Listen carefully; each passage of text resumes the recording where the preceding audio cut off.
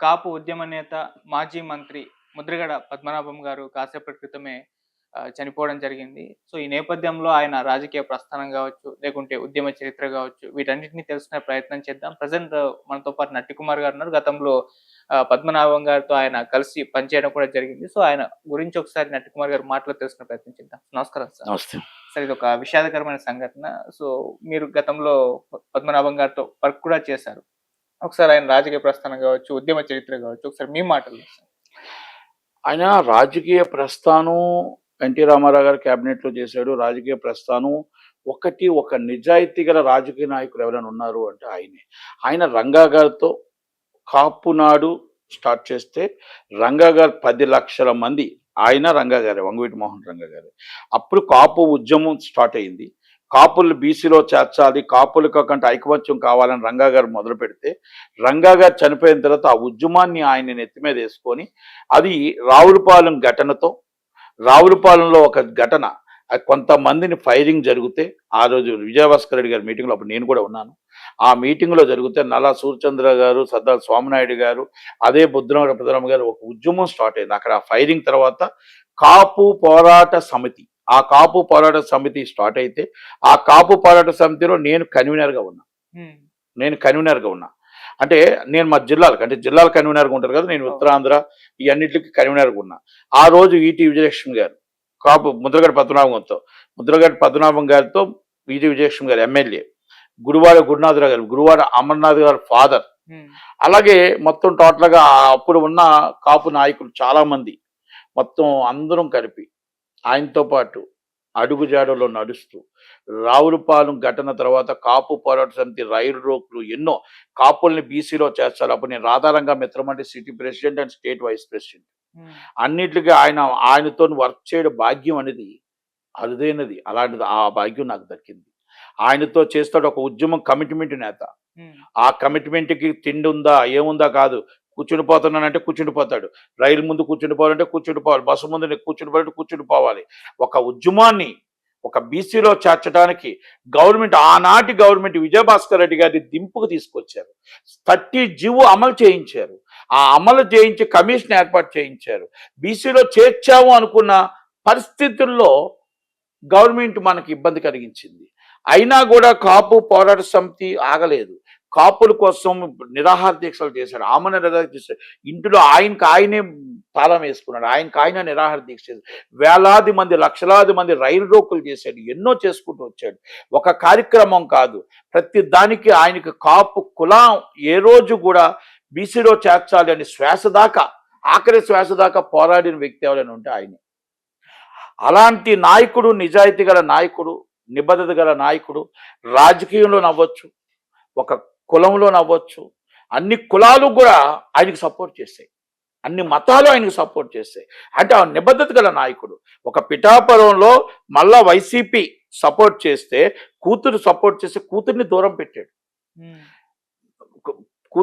ఓడిపోతే నేను పేరు మార్చుకుంటానని పేరే మార్చుకున్నాడు. అంటే అంత నిజాయితీ గల ఆయన.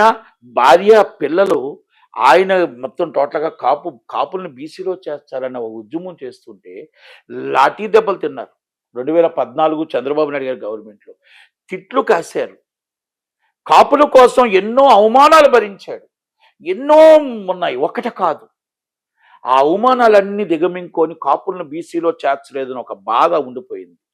జగన్మోహన్ రెడ్డి గారు 2024 తర్వాత, ఆయన 2019 తర్వాత కొంత ఆయన రాజకీయాల్లో ఆయనతో నడిచి, ఆయనతోనే ఇప్పుడు దాకా చివరి దాకా నడుస్తూ ఉన్న వ్యక్తి. కానీ గౌరవం ఎంత, నిజాయితీగా దేశం అంతా ఎంత పేరుందో, మొండివాడిగా ఎంత పేరుందో, ఆయన ఉద్యమానికి ఊపిరి పోసిన వ్యక్తిగా ఎంత పేరుందో, కుటుంబం ఆయన కొన్ని అవమానాలు భరించాడు.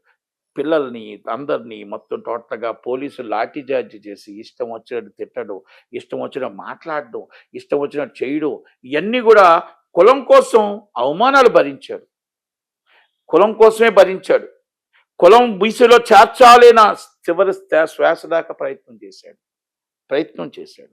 ఆఖరి శ్వాస కూడా ఆయనకి అదే.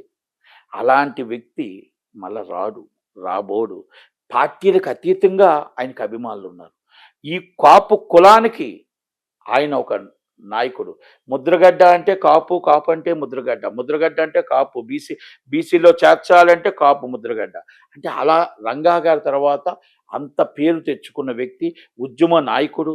అలాంటి వ్యక్తి ఈరోజు చనిపోయాడంటే బాధాకర విషయం.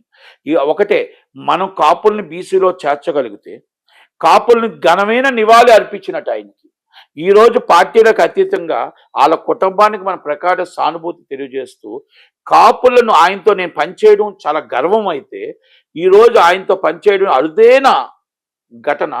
నా 19 సంవత్సరం వయసులోనే ఆయనతో నేను పనిచేయడం అంటే, ఆయన రాజకీయంగా, ఆయన రాజకీయ నాయకుడుగా ఆయన ఆస్తులు పోగొట్టుకున్నాడు. ఆయన ఆస్తులు థియేటర్ నుంచి అన్ని అమ్ముకుంటూ వచ్చాడు. కానీ ఏ రోజు రాజకీయ నాయకుడిగా డబ్బు సంపాదించాలనుకోలే. ప్రజల మన్నన పొందాడు. కాపు కులానికి నాయకుడు అయ్యాడు. కాపుల కోసం ఆయన ప్రాణాలు అర్పించాడు. ఈరోజు ఈ లాస్ట్ ఒక 2-3 ఇయర్స్ కొంచెం బాధలు, అవమానాలు బాగా భరించాడు. కూతురు ఒక వెళ్ళడం, ఈ కొంచెం రాజకీయాల్లో ఇప్పుడున్న రాజకీయాల్లో ఇమడలేక, ఇప్పుడున్న రాజకీయాలకి అప్పటికి కరెక్ట్గా సెట్ కాక, కాపుల్ని బీసీలో చేయించలేదని ఒక బాధ, ఆటోమేటిక్గా ఆరోగ్యం చెడిపోవడం, ఇవన్నీ కూడా ఆయన ఎన్ని బాధ. అంటే కులం కోసం నేను ఎంత నా కుటుంబాన్ని బాధ పెట్టానే, నా కుటుంబాన్ని తిట్లు కాసారే, నా కుటుంబం అవమాన పాలయ్యారే, మా వియ్యంకుడు అందరూ అని ఒక ఫీలింగ్ అయితే ఆయనకి. ఆ బాధతోనే ఈరోజు హాస్పిటల్ పాలై ఆయన చనిపోయాడు. ఆయన కుటుంబానికి ప్రగాఢ సానుభూతి తెలియజేస్తూ పార్టీలకు అతీతంగా, రేపు అంతిమయాత్రలో పార్టీలకు అతీతంగా, కులాలకు అతీతంగా, మతాలకు అతీతంగా అందరూ పాల్గొంటారు. ఆయనకి మన కాపుల్ని బీసీలో చేర్చిన రోజే ఆయనకి ఘనమైన నివాళి అని మాత్రం నేను చెప్పగలుగుతా. ఎందుకంటే ఆయన కుటుంబానికి అన్యాయం జరిగింది.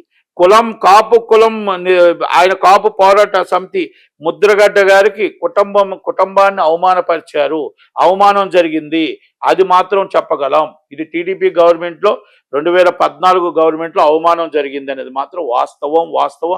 ప్రతి కుల నాయకుడు, ప్రతి కాపు కులస్తులు అది గుర్తు పెట్టుకోవాలా. కాపుల్ని బీసీలో చేర్చినప్పుడే నిజమైన ఘన నివాళి. ఈరోజు దాసనారాయణ గారు అవ్వచ్చు, చిరంజీవి గారు అవ్వచ్చు, ఎంటైర్ కుల నాయకులు అవ్వచ్చు, కుల పెద్దలు అవ్వచ్చు, కాపు పెద్దలు అవ్వచ్చు, అందరూ ఆయనకి ఎప్పుడు వెన్నుదండుగా ఉన్నారు. రంగా గారు చనిపోయిన తర్వాత అంత నాయకుడు, కాపుల్లో పెద్ద నాయకుడు, కాపు ఉద్యమ నేత ముద్రగడ పద్మనాభం గారే. అలాంటి వ్యక్తి ఒక నిజాయితీకి, నీతికి ఉన్న పేరున్న వ్యక్తి ఇంకొకరు రాబోరు, పుట్టబోరు కూడా. కనుక ఆయనకి, ఆయన కుటుంబానికి, ఆయనతో పనిచేసిన అదృష్టం నాకు కలిగినందుకు నేను ప్రగాఢ సానుభూతి చేస్తూ కండోలెన్స్ తెలియజేస్తాను. Thank you.